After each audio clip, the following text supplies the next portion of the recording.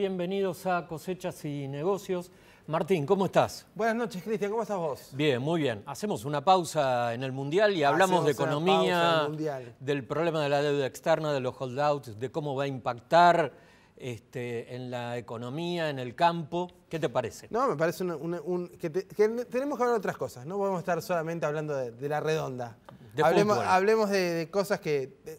va a terminar el Mundial y la vida va a continuar. Sí, lamentablemente. Bueno, eso es discutible, depende de cómo terminemos en el Mundial. Y bueno, me parece que se nos plantea acá una oportunidad interesante de discutir algunas cosas. Hoy estamos al lado mío está Claudio Zukovicki. Claudio es gerente de desarrollo de la Bolsa de Comercio de Buenos Aires. Y en la punta está Diego Kovacs. Diego es economista jefe del Centro de Estudios de la Unión Industrial Argentina. Diego sabe muchísimo de industria, es uno de los economistas que más sabe de industria. Y Claudio sabe muchísimo de mercado de capitales. Poco. No, sabes mucho, Claudio. Bien, así entonces que nos van a aclarar. Nos van a ilustrar. Porque en realidad estamos hablando de dos sectores donde la sensación es que en los dos sectores hay problemas. El otro día yo leía un artículo de Diego sobre los problemas que está enfrentando en este momento la industria argentina. Y bueno, con Claudio también podemos ver, no hace falta hilar demasiado fino, que el mercado de capitales nos está planteando muchas incertidumbres, sobre todo en relación a lo que va a pasar con la deuda. También la pregunta sería, ¿estos dos temas se intersectan? Vos marcaste una debilidad, el otro día lo que te comenté que leí, una debilidad del sector industrial. Y por otro lado, bueno, tenemos toda esta crisis o situación de la deuda. ¿Se intersectan? ¿Hay un cruce entre la debilidad industrial que vos estás marcando y los vaivenes financieros o lo que está sucediendo en este momento por el tema fondos buitre, Diego? Mira, totalmente. La industria está relativamente estancada desde el 2011.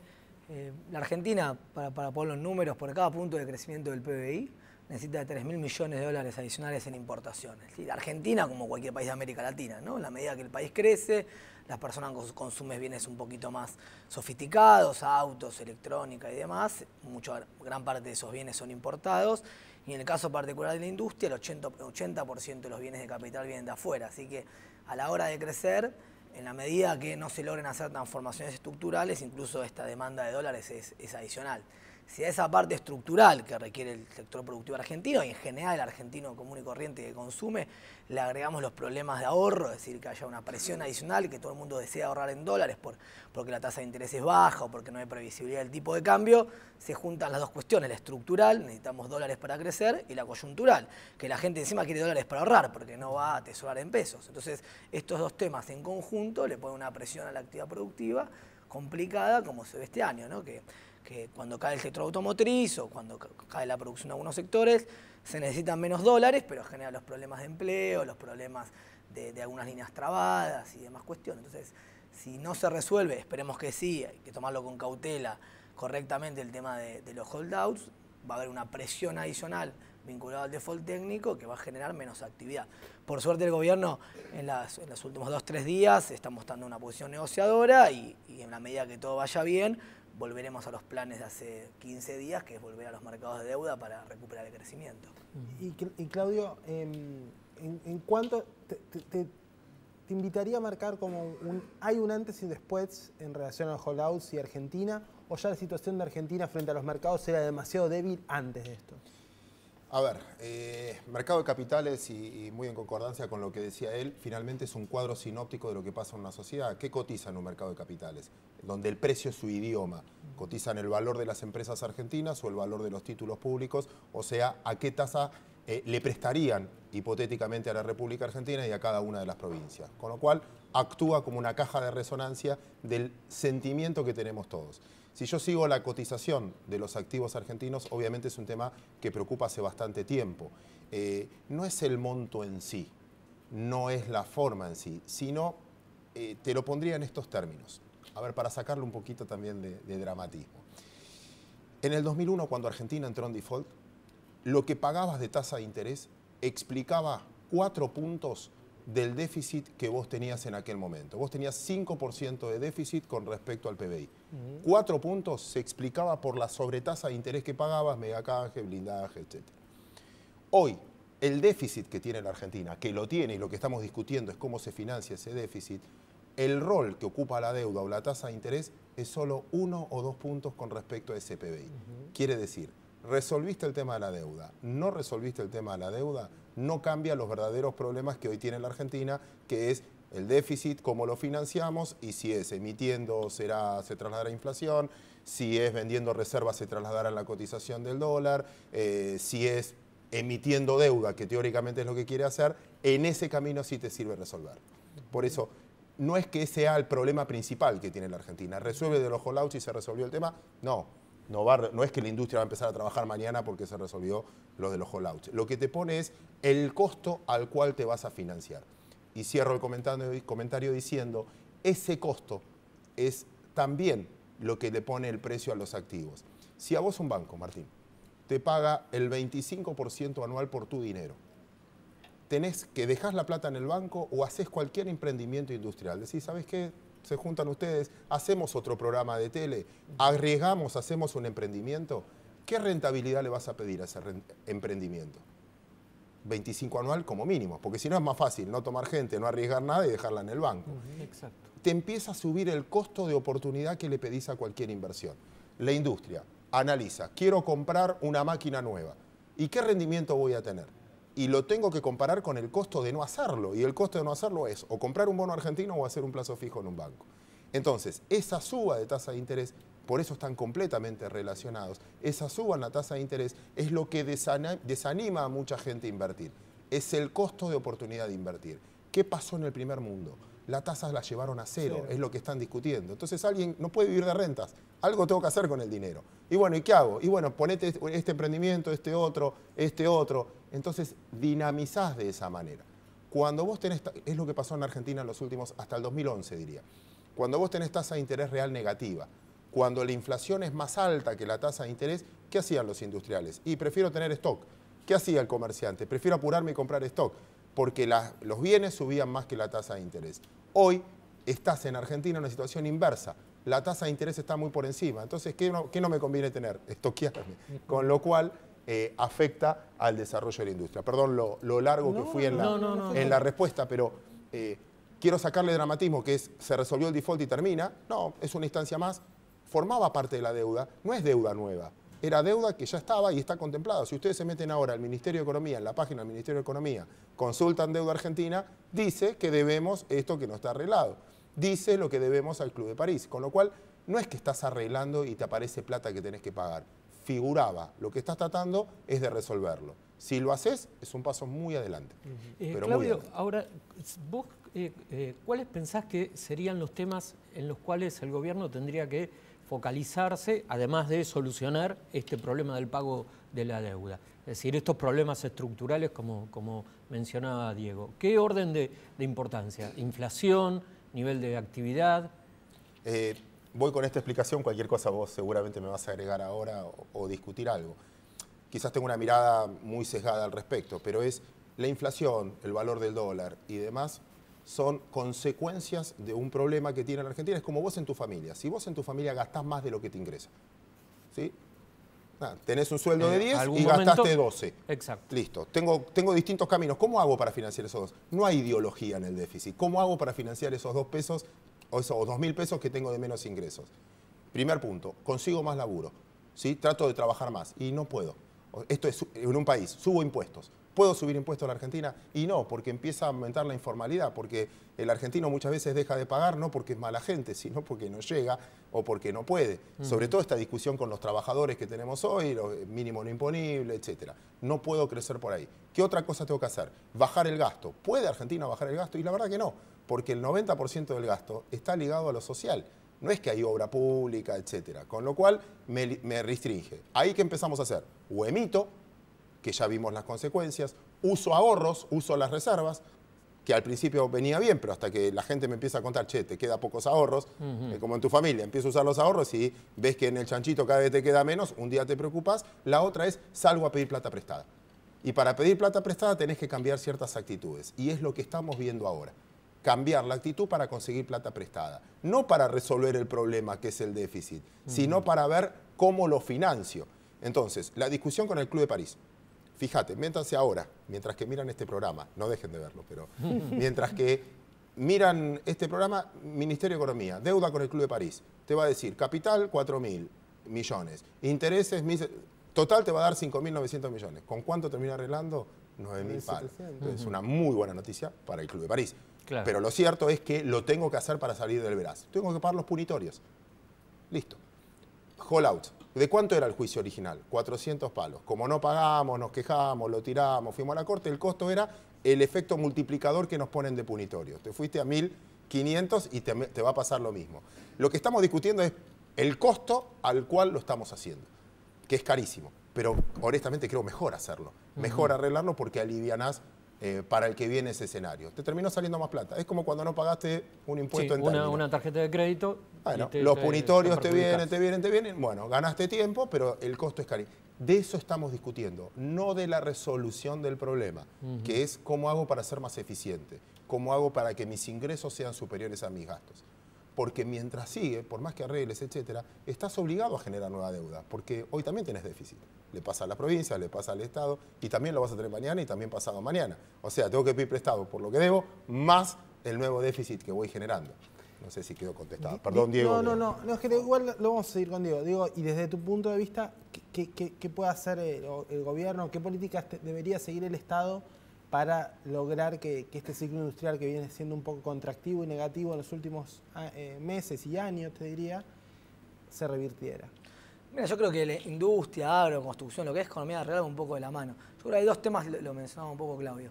Hay un tema estructural y un tema coyuntural que van un poco de la mano, pero hay que entender las diferencias, ¿no? El tema estructural es cómo, y que es algo que pasa en toda América Latina, y hay una gran deuda en América Latina, es cómo nuestros países generan sostenidamente un superávit de la cuenta corriente. Es como primero ahorramos en monedas propias, que la América Latina lo hace, Argentina no, y sobre todo cómo exportamos más e importamos mejor, digo, no. Argentina tiene que seguir importando, pero en algunos nichos puede sustituir eficientemente importaciones. Esa es la única forma para en largo plazo crecer. Ahora, como decía Claudio, la Argentina, a diferencia de América Latina, cometió un error coyuntural, que es, toda América Latina tiene déficit fiscal. En el 2010, sacando unos pocos países, todos fueron un déficit fiscal de 2 o 3 puntos del producto, y déficit de cuenta corriente, es decir, déficit de dólares, hasta 3 puntos del PBI, Brasil 4. Ahora bien, como el mundo tiene tasas muy baratas, aprovecharon las condiciones externas para, con una política macroeconómica razonable, poder tomar deuda a tasas muy bajas y sostener el crecimiento. Si mañana Estados Unidos, por un lado, o los términos de intercambio por otro, Estados Unidos sube la deuda o bajan los términos de intercambio, todos van a tener que ajustar. El tema es qué hacemos en la transición. Tomamos deuda externa, aprovechamos las buenas condiciones internacionales, hacemos infraestructura, política agroindustrial, política industrial, política automotriz, para cuando cambie el mundo tenemos un colchón armado. Bueno, el problema nuestro fue que este manejo coyuntural fue equivocado y por eso, por un pequeño problema con los buitres o un pequeño déficit de cuenta corriente, hoy Argentina tiene un déficit de dólares de 1 punto del PBI, es bajo en términos comparados.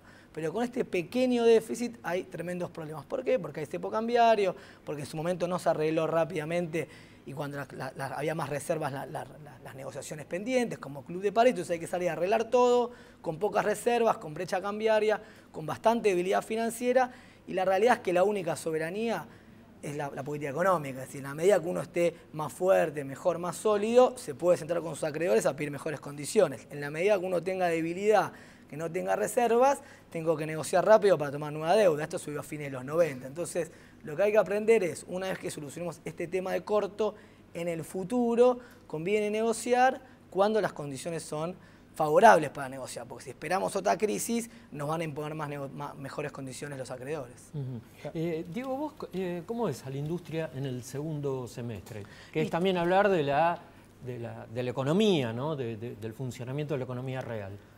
Mira, tuvimos un primer semestre complicado, los números tanto del INDEC como de la UIA van a cerrar un semestre de 4% de caída, con algunos sectores cayendo muy fuerte, el caso automotriz el más conocido, toda la parte de consumo de electrodomésticos sacando LCD, aunque eso es más armaduría, no en Tierra del Fuego, y lo que se vio en los últimos meses, que es de gran preocupación, que es en la medida que hay problemas con los dólares, también se demora la obra pública, y todo lo que es construcción está mostrando caídas del 5, 6%.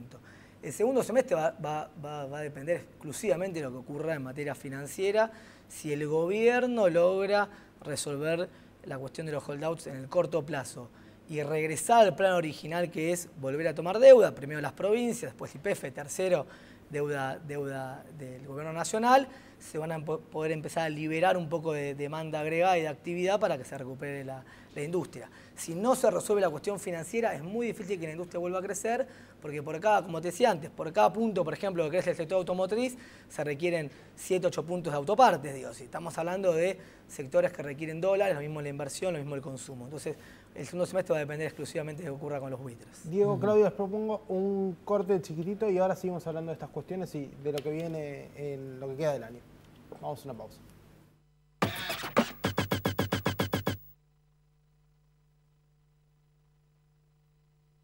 Hay algunos que le ponen nombre a su auto. Por ejemplo, la nave, la naranja mecánica o el perla negra. Y nosotros le pusimos nombre a la manera de tener tu auto. Leasing, de Provincia Leasing. Porque, por ejemplo, por cada 1.000 pesos de su valor, pagás 19 pesos por mes. Acordate, Leasing es Provincia Leasing. Buenos Aires, activa como nunca. Gobernación Daniel Scioli. Aceitera General Dehesa, una empresa argentina que exporta al mundo la riqueza del campo, abriendo nuevos mercados internacionales para el país y la provincia. ¿Un instrumento? La guitarra. ¿Mermelada favorita? Rosa mosqueta. ¿Una prenda de mujer? Tanguita. Moscardelli, ¿probó con Quiniela Plus? Con Quiniela Plus tenés un pozo mínimo asegurado de 1 millón de pesos y podés ganar con 8, 7, 6 y 5 aciertos. Lotería de la Provincia. Syngenta. Incorporamos a la vida el potencial de las plantas. ¿Qué es eso de estar gritando de tribuna a tribuna? Es del siglo pasado, no se entiende nada, no se escucha nada. Andame un texto al toque. Movistar Samsung Galaxy Trend Lite en 12 cuotas sin interés de 133 pesos con 25. Garbarino nos conecta más que nunca. Vivimos en una región que es la reserva alimentaria del planeta, donde la sanidad animal está presente, la producción crece y evoluciona día tras día. Y en eso estamos juntos, produciendo más carne y más leche, gracias a su manejo profesional y a nuestras soluciones en sanidad. Biogénesis Bagó, la evolución de la salud animal. ¿Y si un día cambias la rutina? Después del fútbol se viene el asado con los amigos, pero hoy con asado de cordero. Si en la cancha sos el distinto, en la parrilla también. Cordero Patagónico Indalo. Cortes ricos y prácticos, para que vos elijas un día y lo hagas diferente.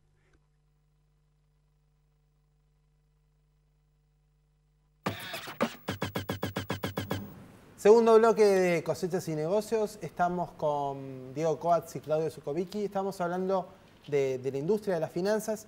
Y bueno, recién estuvimos hablando puntualmente de la coyuntura, muy estrictamente de la coyuntura. Ahora le vamos a pedir un poco a su especialidad, un poco de recomendaciones. En términos, Claudio, vos, bueno, fuiste trader de bancos, conocés el mercado de finanzas muchísimo. ¿Cómo te parece se resuelve una negociación tan compleja como la que tiene Argentina por delante? Porque pinta extremadamente compleja. Si haces algo, puedes gatillar una cláusula que te juegue en contra. Si te llamara mañana el gobierno y de buena fe te dijera, Claudio, danos tu punto de vista, ¿qué recomendarías? Y esto después se lo voy a preguntar a Diego desde otro lugar. Dale. ¿No querés empezar por Diego? No, empiezo por vos. El punto... Creo que es muy complicada la negociación, ya habrán escuchado por 80.000 lugares, la cláusula Rufo y toda esa historia. Pero hay una ventaja muy grande. Yo soy terriblemente optimista. Y terriblemente optimista también con lo que viene a partir de ahí. Porque es la primera vez que todas las partes están de acuerdo y tienen el mismo interés común. Uno es cobrar, el otro es cerrar un capítulo y el resto del que queda fuera, el que tiene el discount, el que entró al canje de deuda, también quiero que esto se solucione. El peor negocio para todos es que se entre en un default técnico, el peor negocio para todos es que no se pague, ¿sí? Y el peor negocio, el que lo hace, es el propio Estado. Y acá siempre repito lo mismo también. ¿Quién es el mayor tenedor de títulos públicos? Si esto sale mal, ¿a quién le afecta? Al tenedor de títulos públicos. ¿Y quién es el mayor tenedor de títulos públicos? El Estado. A través del Banco Central, a través del ANSES. Pierde más plata por la baja de precios que lo que tiene que pagar. Entonces, hay un punto donde la negociación será, pagaremos un poco más de plata, un poco menos de plata, ganaremos un año más, no ganaremos un año más. Discutís matices, pero la solución de esto concuerda que todos tenemos los mismos intereses. Los que sí entramos al canje, yo tengo bonos y sí entré al canje, el que no entró al canje, a todos nos conviene que el mercado siga. Bajo esa premisa, me parece que viene un mes difícil de negociación, donde también es peligroso para el mercado. Si pudiese, como operador, decir es qué bueno tener un mes cerrado lo diario, tratar de no leer, tratar de no mezclarse del miedo ni de la euforia. Ni hay que ser eufóricos, que esto ya está, viene Suiza, porque arreglamos con lo... Tampoco hay que ser completamente depresivo o miedoso porque escuches alguna negociación. El gobierno va a tratar de ofrecer lo menos posible al mayor plazo posible. Será la primera propuesta que empiece a alargar. La otra parte va a querer cobrar lo antes posible, lo más posible. Pero los dos me parece que van a tener la voluntad de arreglo. Con lo cual vamos a ver un mes de mucha volatilidad, pero no de mercado. La volatilidad son de las declaraciones. Si vos seguís las declaraciones, te fundías 5 veces. Primero vende todo porque no van a arreglar. Después compra todo porque van a arreglar. Después no arreglan todo por la editorial que sacaron. Entonces, mi consejo es, trata de leer lo menos posible. Solo miren este programa, tenía que decir en este caso. No contagiarse de este estado de ánimo porque vamos a entrar... Un tipo, cuando va a comprar un departamento, ve humedad por todos lados. El que lo vende ve luz por todos lados. Y si los escuchás discutir, no entendés por qué uno lo vende y por qué el otro lo quiere comprar. Bueno, es una negociación. En esos términos, acá estoy de acuerdo con lo que decía el ministro, con alguien que su negocio no es la negociación, su negocio es cobrar, y por eso su definición y lo que fuera, y el Estado que no lo elige voluntariamente donde está. No es que tomó esta decisión porque se vio obligado y se vio obligado porque es lo menos caro del resto de las variables. Resumiendo entonces, es complicado, pero como hay intereses comunes creo que el final es feliz. Bueno, pero me parece que también tenés el 30 de junio como mojón y el 30 de junio es la semana que viene. Sí, pero después tenés 30 días más para pagar ese cupón. La pregunta es, o te cambio la pregunta, perdón, ¿no? Pero, ¿cuánto de eso ya está en los precios? Vos decís que ya está implícito. Claro, si yo debo un cheque de 10.000 pesos y en el mercado lo están descontando a 4.000, 5.000, 6.000 pesos, mi posible problema técnico está contemplado en el mercado. Lo que se van a sorprender si lo rescato por 10.000 pesos. Entiendo tu punto, es verdad, pero me parece que todos los que participamos en el mercado estamos enterados. Y esa es otra condición muy buena que tiene el mercado, por eso me hace optimista. El tenedor de los títulos públicos esta vez no son carpinteros americanos, jubilados italianos, que eran con lo que nos corrían en el 2001. Ahora la mayoría son fondos de pensión, instituciones, compañías de seguros, particulares que sabían que estaban corriendo un riesgo porque estabas comprando bonos que ya estaban en default. O sea, esto no es algo nuevo. Se sabía que tenías, y fue a la Corte, o sea, ya perdiste el juicio hace 2 años, lo volvió a ratificar, por más que te enojes con Griesa, y Griesa tomó la decisión, la Cámara lo avaló y la Corte ahora lo está avalando no tomándolo, con lo cual no es una información nueva. El que operó el mercado sabía que era una de las probabilidades. Por eso, no es que es bueno, es malo obviamente, pero me parece que ya forma parte de la escenografía, ¿no? de los precios que tenemos día a día. Diego, yo ahora te decía que la pregunta te alcanzaba a vos en términos de, bueno, si te llamara el ministro de Economía y te planteara, ¿qué se te ocurre para, a lo mejor lo hizo, no sé, ¿qué se te ocurre para mejorar la situación industrial? ¿Qué se te ocurre que se pueda hacer para frenar la caída de la actividad económica? ¿Qué se te ocurre que se pueda hacer para lograr de vuelta generación de empleo? Porque me parece que el sector industrial no está generando empleo. ¿Qué es lo primero que le decís? Bueno, me llamo, compartimos la universidad. Alguna vez creo que, no a él, pero algunos he compartido con parte de su equipo varias... Augusto, Costa. Augusto, con Emanuel varias, viceministro, varios debates y hemos compartido aulas, ¿no? Yo creo que hay a ver, cuando la coyuntura apremia a pensar temas estructurales es muy difícil, digo, ¿no? Si cuando uno quiere pensar a largo plazo, cuando tenemos estas cuestiones financieras de corto y cuando los riesgos contingentes de entrar a un default, que por suerte no están, es cómo protegernos de una crisis cambiaria, cómo evitar una crisis cambiaria. Cuando tu riesgo es la crisis cambiaria, todo lo demás es literatura. Sorteado estas 2 semanas, que esperemos que salga todo bien, hay que meterle un poquito de estructura a la agenda. Digo, no digo grandes políticas a largo plazo, te doy un ejemplo. Hoy la tasa de interés es muy alta y son los bancos públicos, no le podemos pedir al mercado, o es la política económica como ocurre en Brasil, cuando hay un riesgo tan alto, una tasa de interés tan alta, salga a financiar las pymes. Digo, ¿no? Ahí habría que haber tenido una estructura de banca de desarrollo, con líneas especiales con los bancos comerciales privados, para compensar una coyuntura de tasas de interés muy alta que pone en riesgo el capital en el corto plazo. Y bueno, todas esas cosas, como en su momento no se lograron hacer, hay que pensarlas ahora, ¿no? Cuáles son las líneas del Banco Nación, qué se puede hacer con el mercado. Pues yo diría, también volvemos a los temas de competitividad, no le podemos pedir siempre todo el tipo de cambio. Digo, obviamente hay que tener un tipo de cambio en el mediano plazo, el sector agropecuario lo conoce muy bien, el sector industrial también. No se puede atrasar el tipo de cambio, tampoco se puede evaluar, porque eso genera un montón de cuestiones vinculadas a la inflación y a los salarios.